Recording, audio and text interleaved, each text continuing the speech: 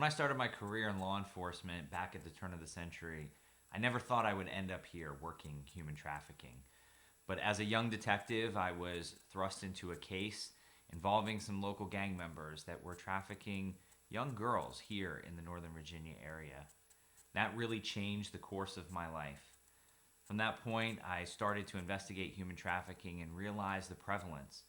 But as I uncovered case after case and recovered victim after victim, the one thing that was missing was the ability to serve these victims, to give them the support that they needed on that path to recovery and rehabilitation.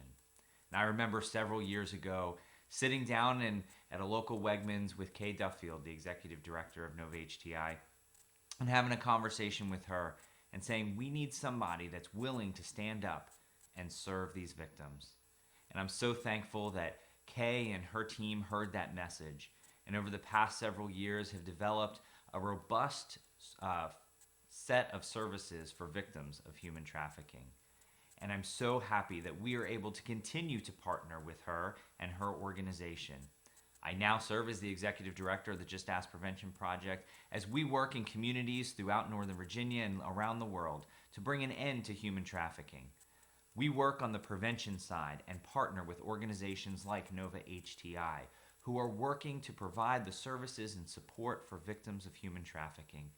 And Nova HTI is doing a fantastic job as I go back and visit with some of the young ladies and survivors that I had the privilege of working with in my time in law enforcement. They talk about the warmth and the comfort that they got at Nova HTI and all the support that they got on their road to recovery. But unfortunately, there's still a piece that's missing. A lot of these young people who are being recovered out of these situations have nowhere to live. There's no residential shelter or treatment for them here in Virginia, and it's really a necessary component.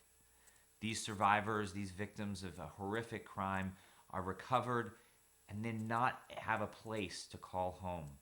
And so that's why it's so important that we are able to build a shelter for victims of human trafficking.